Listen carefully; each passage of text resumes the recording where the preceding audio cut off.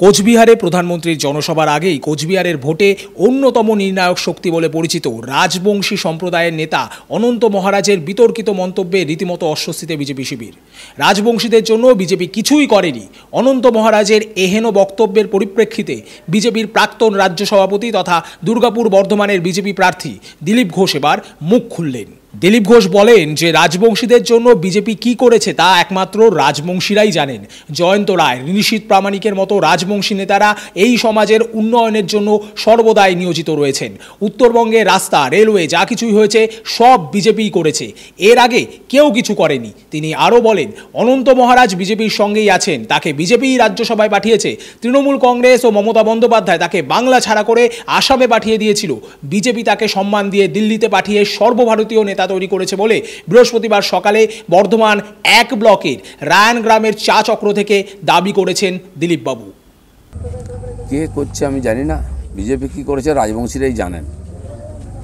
জয়ন্ত রায়, আমাদের নিশীথ প্রামাণিক, এরা আমাদের ওইখানকার স্থানীয় রাজবংশী নেতা, তারা ওই সমাজের জন্য লেগে আছেন। উত্তরবাংলার রাস্তাঘাট, রেলওয়ে যা কিছু হয়েছে বিজেপি করেছে, এর আগে কেউ করেনি। আর অনন্ত মহারাজ তিনি নিজে বিজেপির সঙ্গে আছেন, তাকে আমরা রাজ্যসভায় পাঠিয়েছি, এটা বিজেপি করেছে, এর আগে কেউ করেনি। টিএমসি এবং মমতা ব্যানার্জি তাকে বাংলা ছাড়া করে আসামে পাঠিয়ে দিয়েছেন, বিজেপি তাকে দিল্লি পাঠিয়ে আর সর্বভারতীয় নেতা বানিয়েছে। লোকসভা ভোটের প্রচারে বেরিয়ে এদিন গ্রামের মধ্যেই প্রাতঃভ্রমণ সারলেন বর্ধমান দুর্গাপুর লোকসভা কেন্দ্রের বিজেপি প্রার্থী দিলীপ ঘোষ। প্রত্যেক দিনের মতোই মাঠে মর্নিং ওয়াকের পর রায়ান গ্রামের শিব মন্দির দর্শন করেন তিনি। তারপরে চা চক্রে যোগ দিয়ে জনসংযোগ এবং প্রচার কিছুটা সেরে নেন তিনি। উত্তরবঙ্গে মুখ্যমন্ত্রীর সফর নিয়ে রীতিমতো কটাক্ষ করে বলেন, মুখ্যমন্ত্রী এখন বুঝতেই পারছেন না কোথায় যাবেন আর কী বা করবেন। তার অবস্থা এখন ছেঁড়া কাঁথার মতো, এদিকে গেলে ওদিকে ফেটে যাচ্ছে আর ওদিকে গেলে এইদিকে ফেটে যাচ্ছে। যখন তিনি জঙ্গলমহল সফর করেন তখন উত্তরবঙ্গে ঝামেলা লেগে যায়, আবার উত্তরবঙ্গে সফরে গেলে রাঢ়বঙ্গে ঝামেলা ফেটে যায়। মহা মুশকিলে পড়েছেন তিনি। যারা মানুষের কাছে যেতে ভয় পায়, মন্দিরে যেতে যারা ভয় পায়, যাদেরকে মানুষ চোর, কাটমানিখোর বলেন, তাদেরকে মন্দিরে ঢুকতে দেবে না কেউ।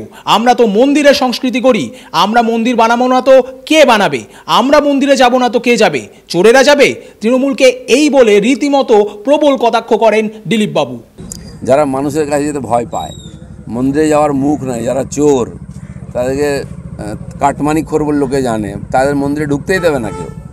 আমরা তো মন্দিরের সংস্কৃতি করি, আমরা মন্দির বানিয়েছি, আমরা মন্দিরে যাবো না কি ওই চোরগুলো যাবে? যখন সভা করবো না, ওরা দম নিতে পারবে না। আমাকে তো কেউ তাড়া করেনি এখনও, ওদের ক্যান্ডিডেটকে তাড়া করে তখন মার খেলে মন্দিরে যাবেন, তখন ঠাকুরের পায়ে পড়বেন।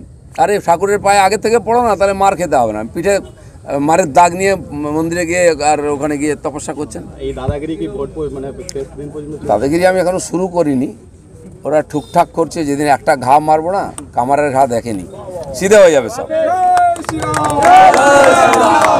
গীতার হাত রেখে শপথ নেওয়ানো হচ্ছে যে তৃণমূলকে ভোট দিতে হবে। তৃণমূলকে ভোট সারা পশ্চিমবাংলার লোক দেবে না। এখন দিলীপ বাবুর এহেন কটাক্ষে তৃণমূলের ভোট ব্যাংকে কোনো প্রভাব পড়ে কিনা সেটাই দেখার বিষয়। দুর্গাপুর থেকে bureau report, digital Khabrilal Bangla. Digital Khabrilal, খবর আপনাদের, নজর আমাদের।